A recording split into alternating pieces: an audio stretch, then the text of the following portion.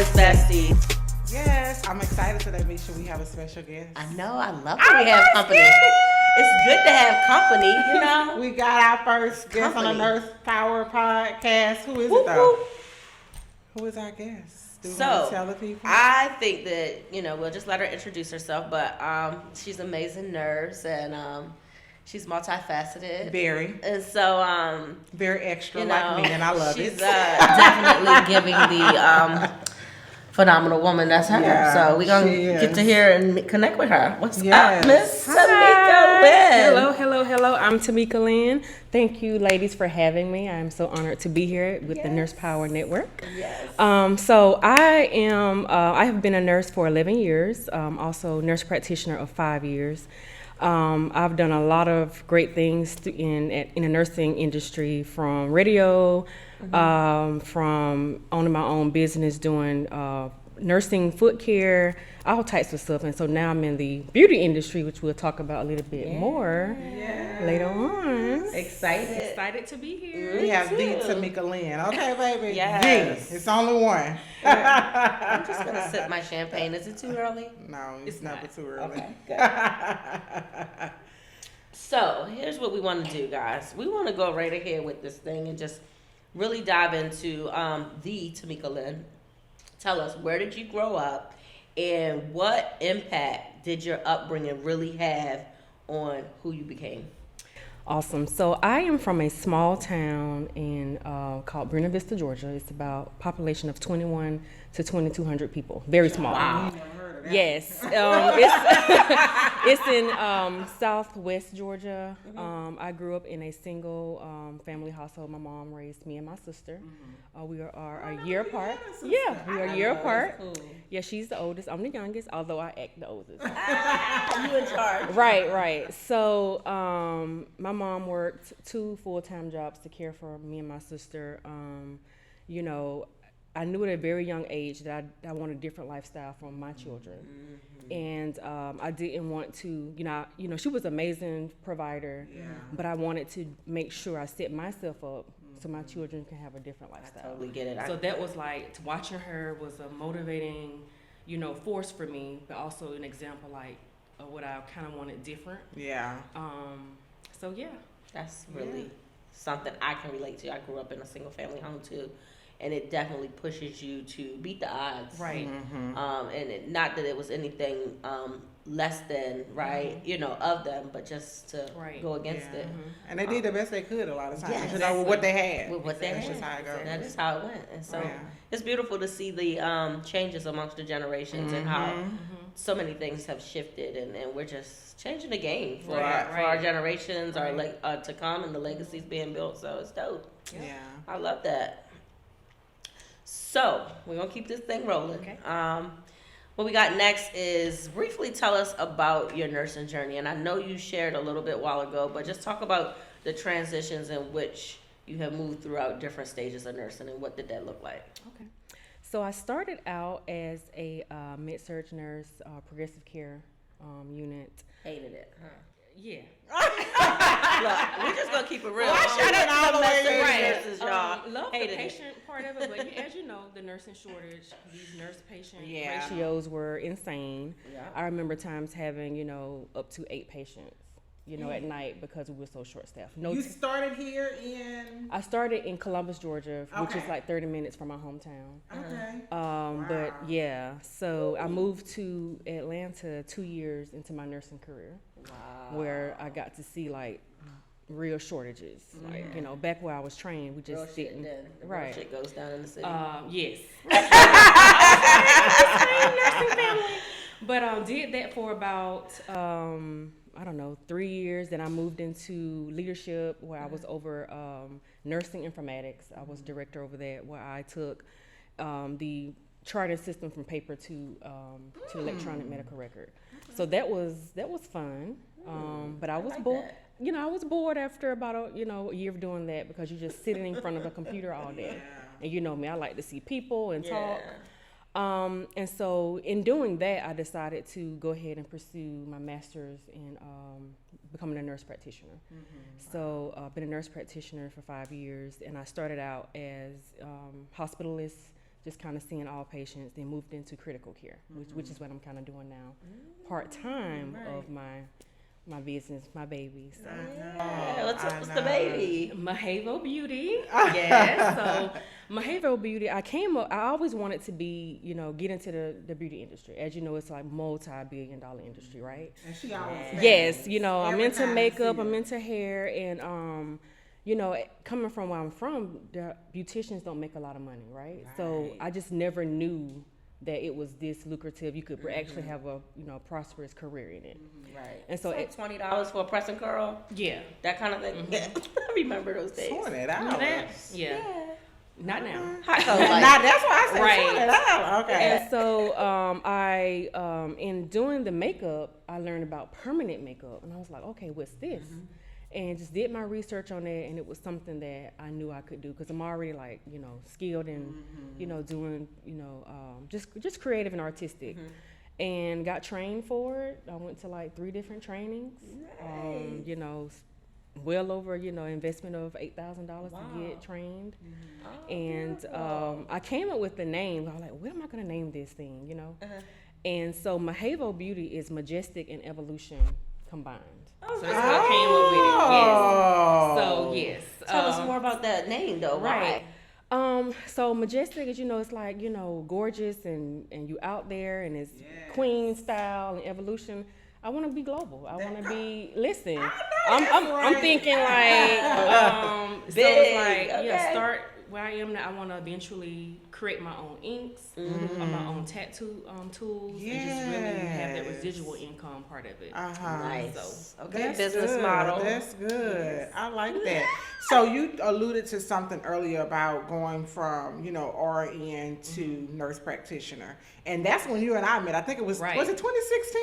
2015, 2016. Yeah, and I know at that time you were in NP school. You remember? I remember you were in NP school trying to get out. First off, what was that thing that made you say, I want to go back to NP school? And I asked that because I think that it started to become a trend at some point to become a nurse practitioner. I think there was a lot of myths surrounding becoming a nurse practitioner. I'm going to make a lot more money. I'm not going to have to do all those other things, things like that. So what was that thing that made you say, I'm going to go back to NP school? So I knew that I wanted to, go further in the nursing career, but not as soon as I did. And so what made me go, I think I had been a nurse for 4 years before I went back, before I started NP school. For me, it was the politics. Yeah. It was not having work-life balance. Being told you can't take a holiday off. Right. And of course the income. You do a lot of hours at the bedside, and yeah, you do. I just wasn't really saving a lot of money, if you want to afford your kids, a good lifestyle, of course you have to cost money, right? Yeah. So that would kind of push me into that early on, because I at that time I was, I enjoyed bedside nursing without all the shortages, of course. But for me, it was income, and I was like, okay, this can kind of elevate me into the entrepreneurial world if I wanted to do something like private practice and stuff like that. That makes sense. So what would you say was the hardest part of that transition, though? Into from going from RN to NP. So you went to NP school, you graduated, you did your thing. What was that transition period like? And I say that because I find that a lot of nurses that go back for NP, that transition, man, it's rough on multiple different levels. So what was that like for you? The critical thinking skills, because now you don't have a doctor telling you what to do. You are the provider. So you have to recognize symptoms and know how to diagnose and get it right. Yeah. Of course you have them to fall back on, but they're not always there, and they depend on you to know how to diagnose and treat. So for me, that was the hardest thing.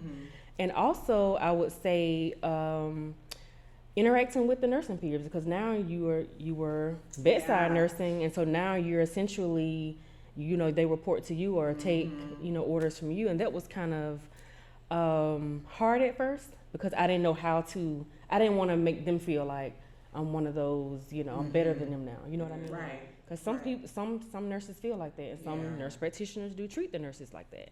And so I was very cognizant of that, and not making that type of, energy come off. So I wanted to make sure, like. What was it like getting a job, especially here in Atlanta?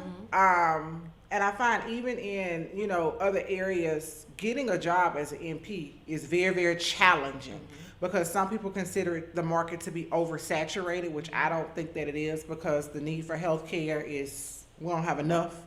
Right. But what was that like in being able to secure a role as a nurse practitioner and really going there and talk to them about the money that you deserve, where the money reside for real? I'm so glad you asked that, because I turned down my first offer as You an MP. did? I did, and I had nurse practitioners telling me I was crazy. $83,000 a year. I was like, no, I'm sorry. In Atlanta? Yes. Oh, okay. My very first offer, and going back to looking for a job. Some MPs, think like, oh, I went to Emory, or I went to these big name colleges, right? I'm gonna get the first pick. That's not how it happens. Wow. You have to network, and the pivotal time to do that is while you're in clinicals. Yeah. You're in clinicals with these physicians, with these different practices. That's true. You should be interviewing then. They should already know I want her by the time she graduates. And actually, the first offer was from a clinical that I did. And I mean, because a lot of nurse practitioners are taking these low salaries. Yeah. And so guess what? They're going to continue to pay us until we stand up as a Say profession no. to say no. And I said no without a blink. I know you I'm did. so glad you did. I was like, I will stay at the bedside. I will travel, right. do travel nursing until I find a job that's going to pay me what I'm worth. See, that's dope. And it took about 6 months after that. And two, you gotta account for the credentialing. It takes about 3 months to even get credentialed. It's not you sign a piece of paper and 2 weeks later you're working. Yeah. So the takeaway from that is start interviewing, these practices while you're in clinicals. Get to know these physicians, and it should be fairly easy. Yeah. I mean, I didn't have, me. I'm kind of like you, you guys. I talk. I don't meet a stranger. Not at all. It just was not, other Yeah. people, and they put in good words for you, and word of mouth. Yeah. Okay. Yeah. All right.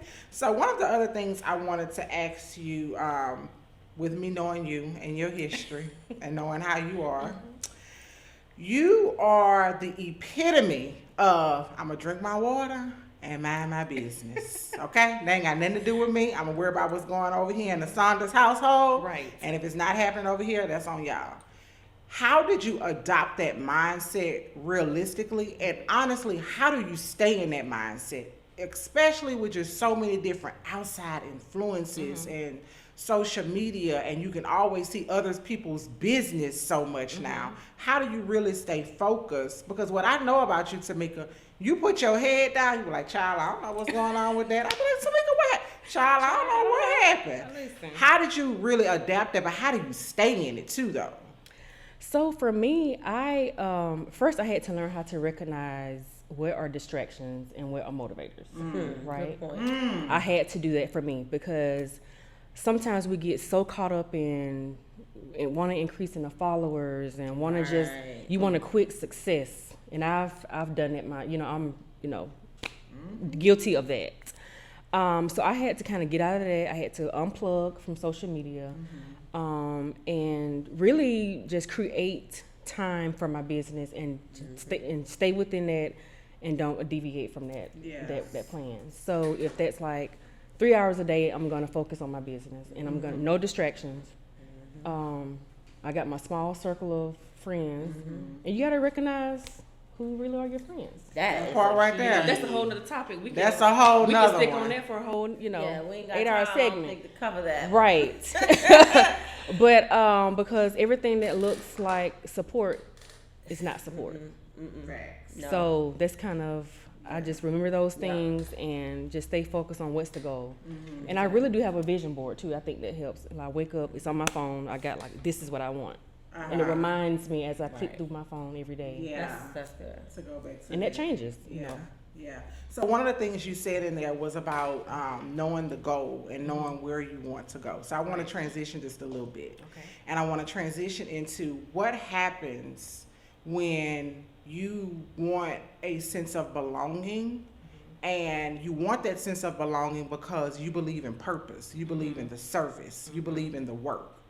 And that's what you want to do because your heart is there, right? So you want that sense of camaraderie and belonging, not belonging, oh, I just want to belong to you, but belonging for a greater purpose. And you go into that space, and the space that what you thought it was is not really and truly what it's cultivated to be. How do you recognize early, nah, this ain't it? And then how do you bow out gracefully and say, yeah, I'm going to tip my hat to this one here and go? Right. So I can think of, one, situation.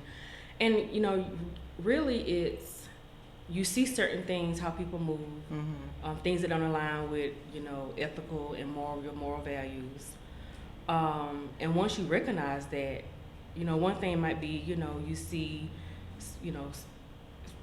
being money hungry for, and not really staying on the purpose of what we said the goal was. If I recognize things like that, or, I say, okay, this is not aligning with me. I'm not going to continue to bring people into this space if I know it's not clean, right? And it's not about, and I don't believe in putting people on blast. Yeah. I think it hurts your brand in the end. So for me, absolutely, I think about the bigger picture. I have a brand that I'm trying to create, I'm trying to grow. So I truly believe God will expose whatever needs to be exposed. And that's just how I handle pretty much everything in life. Like I'm not going to make this big social media post like you see people do. Yes. Yeah. It's just, Oh my God. But what does that do to what does it do to your heartstrings, to your emotional being? Because the reality of it is we're all human beings and we all have emotions and feelings behind stuff. Right. You see what I'm saying? So when you're so vested into something, it can be anything. It could be a relationship. It can be an organization. It can be your job, your business, whatever. Because we're that emotional being and we know that we need to detach. You get what I'm saying? But it's not always as easy to say, oh, I'm just going to walk away. Right. So how do you handle that emotional part of it? Because you really believed in whatever it was. You get what I'm saying? Yeah. It, it hurts. We're all human, right? It really hurts when that happens. But I think you have to understand that, things are not always going to go the way that you want them to go. Yeah. And you have to find that I created a purpose and I did what I was supposed to do in that moment. My season, I did right by, the people around me for whatever this, thing was, right?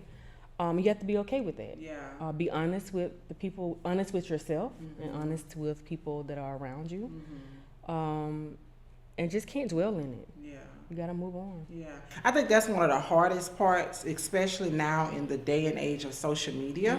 And listen, I'm not knocking social media because I indulge in social media as well, right? So I'm not knocking it. But what I'm saying is I think that one of the biggest obstacles right now is people don't truly know themselves. Right. And because it's so much outside noise, so much, this is what you should do. Let me give you 3 tips to do this. You need to have this business. You need to have that business, all of these different things. And so it's so much noise. It's hard for people to really shut it out, to say, let me go really figure out who I am. You know what I'm saying? Because I found for me, I can only speak for me. Once I found out really and truly who Nicole was, I can read the bullshit a mile away. You get what I'm saying? Yes. But it took me time to just go be by myself, right? To really and truly get to know thyself, get to know my ugly ways, because I ain't perfect, right? To get to know, you ain't, you need to work around in this area here so that I can identify that in other people. So I think that that's a part of it too. I don't know. What you think, Misha? I just think that there's too many followers. There's not enough leaders. And, and the only reason why it's like that is because she just said it. People don't know themselves. Yeah. Like, how do we get more leaders, though? You get what I'm saying? Like, how do we? It's not something that people know that you can. It's not something you get. Leadership is a becoming process. So we just have to embrace the journey and the evolution of humans, right? And not expect everyone to lead. We got to stop thinking that everyone's supposed to lead.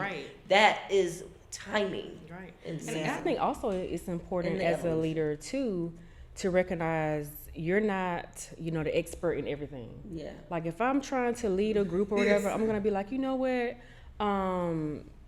managing the books ain't my thing. I need someone to kind of do that. Or, creating, spreadsheets is not my thing. I need, this is her thing. Spreadsheet, right? Yeah, we know. So I think that's a great leader too, is getting a team of experts that can kind of create this thing, and where versus you just trying to dictate, Right. and just being like this title. I think that's important too. Yeah. But yeah, it's just too much pressure on people. It's a lot of pressure. to lead and to be coaches and gurus and entrepreneurs. It's way too much pressure. Yeah. We gotta just let people be in their element Yeah, I think so too. and love them. Yeah. Like, don't be so hard on people Yeah. who are not at your quote unquote standards. Love Grace. those people where they are. Give them Right. grace. Give them grace. Give them some grace. like And give grace. yourself grace Yeah, too. don't be so- Because I know sometimes, even for me, I don't give myself enough grace. Right. Especially when you're a high performer, you're used to performing at Right. these high levels, Yeah, I'm cool with the janitor, the doctor, Yeah. the Exactly. housekeeper, That's the it. tech, the felon, That's okay? it. Right. All The drug dealer. I'm gonna be honest. Like, Right, give right. people Yeah. some grace with where they Yeah. are in that That's space in their right. life, because society has just been way too hard on people. Yeah. Exactly. And I That's think very that true. is a root of social media. Yeah, that's very true. That's very true. So let's go a little bit about balance, because one of the things that we like to do is talk about balance. You are married. Congrats, y'all just renewed your house. I had an amazing Thank ceremony. you. It was Thank you. How many months? Last year was it? in November? In November. Yep. So congrats on that. 10 How many years. years? 10 years. Yep. That's a milestone, It honey. is. That's 10 years. That's a milestone in these histories. Yes. How has that balance been though, Tamika? Because I know just from the little while that I've known you since 2015, you've went through quite a few transitions that required a lot of Tamika to be present fully to those. Yes. But you still have a whole husband and kids that you needed to raise. How were you able to balance that to really and truly do what it is that you needed to do? So in the beginning, I wasn't. Listen. Listen. My husband had to pull me, aside of several times, like, hey, No, that's right. What we doing here? what we doing? And that because I was trying to juggle, number one, too many things at once, and you just can't. Yeah. You cannot try to run 3 businesses at the same time and give it your all. Yeah. So that was a big thing for me. And then what I said before is I had to create a time space for my business, for my family. That's it. Turn the phone off at a certain time. I'm not even answering any business emails, any phone calls. Once I started to do that and really focus on one thing and start to like really prioritize my time, honey, Yeah. bliss. She said bliss. That's what got her to the 10 years. Yeah. Because you don't realize how busy you get, and then you Yeah. start neglecting Yep. your kids or your family. Yeah. It happens, and you don't even realize it. And before you know it, so much time has gone on. So many things are broken that you need to try to go back and now Right. fix. So it becomes very, very, Yeah. very challenging. Yeah. It Y'all can does. teach me a thing or two. Listen, we teaching her. She Right. getting I don't her. know nothing about this stuff. Right, just know you gotta Yeah. strategic with your Yeah. time. Strategic You with your definitely time. have to. Time management is Yeah. everything. Definitely have to. So another thing, one thing about Tamika, she always fabulous. Every time I see her, baby, she gonna be dressed. That's actually. Let me tell you what actually made me draw to her. When I first saw, we were in an organization, and I first saw that everybody was kind of like taking their group photos or whatever in their respective locations. So everybody doing theirs, just standard, people standing up, stethoscope, lab coat on. So I'm like, okay, that's cute. And then here come the Atlanta people with their photo. Okay, I'm talking beat to the guards, hair on point, outfits is on point, honey. And I was like, who is this girl right here? So that's what attracted me, initially to you, right? Okay. And then once I actually got to know you, that even attracted me to you even more. But one thing that I've learned about you is that luxury is a part of your lifestyle. in your everyday thing, not just in material things, but your mindset, all of those different things. How have you really and truly embraced that, and how do you really put that into your business, your beauty business? Because I know that you make sure your clients are on point and have the luxury. So, in just doing some research and just what draws me to different brands, I realized, okay, you have to put forth that extra time or money to create this brand, right? Mm-hmm. So one thing, like a pet peeve for me is, cell phone selfies for your business cards and stuff like that. Just so that was always important for me to really create. And I'm not saying, you can't start off and use, Canva and all that. But I still think it should have some type of organization and an appearance, to kind of, make who you are. Yeah. So I try to make sure, like, my makeup is done, like how we all are slayed to the gods today. That was important for me, just making sure, you present yourself and that's going to attract the audience that you want. How you present yourself. So wow, very true. Aesthetics is everything. Yeah, and aesthetics is really the key now to a lot of marketing for a lot of people in the beauty industry. So you're right. You just got to be. And on you can point. Still be yourself. I mean, look at Rihanna with her brand. Right. Yeah. She is still classy, but she's showing real people. Yeah. So you can still be real, be yourself, but be put together. Yeah. Put together. Right. Absolutely. And I think I asked that only because I think sometimes for us as nurses. Let me speak for me. I don't want to speak for the collective. Right. It was hard because I'm always in scrubs. I told them yesterday, listen, during the pandemic, I wore scrubs every single day. My husband's like, now you is not about to go to the hospital nowhere because you don't work in the hospital, but you got on scrubs. But I said that to say it's hard to really embrace that because as nurses, I feel like we lose that part of ourselves sometimes. Right. You know what I'm saying? So it's really and truly knowing that you can still be luxurious, whatever that means to you, right? It doesn't have to be material things, but you can still be luxurious in that area in your life, period, and have that aesthetic about yourself, because, we get them scrubs out the dryer, honey, and just go on. I haven't used an iron in 10 years. Not 10 years. I love it. Well, let's have some fun before we get out of here. We have enjoyed our day with Tamika Lynn, and we're gonna just wrap it up with some quick fun questions, okay? Yeah. So we like to keep it raw and juicy and truthful here. So she's drinking a drink. Yeah, she's gonna need some champagne for this one, y'all. So we like to keep it raw and truth. So tell the truth here. I got a few things I'm gonna run to you real fast here on my cards. What was the last thing you searched for in your phone? Tell the truth. Ooh. Lingerie. Have you ever peed in the bed? In the car? In the bed? No. What's the most illegal thing you've done?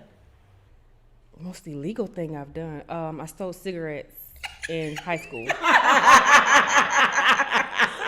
What color is your toothbrush? Pink. If you could be any animal, which one would it be and why? A tiger, because of the power they elude. Oh, okay. Go. Love it. Thank you for participating. Really good. You did good. Our quick question. Yes, we have definitely enjoyed you, Tamika. It has been great. It was just great catching up with you, honestly. One thing we wanted to make sure that we did with this podcast is just make sure we have people that are able to live in their truth, whatever their truth is. And do that authentically and be able to do that relatable, because I think that that's important too. So we definitely enjoyed you. But tell people first and foremost how they can connect with you. Yes. Especially there in the Atlanta area, because she has a business right here in Atlanta. So you can follow me on Facebook and Instagram at Majevo. It's Majevo Beauty.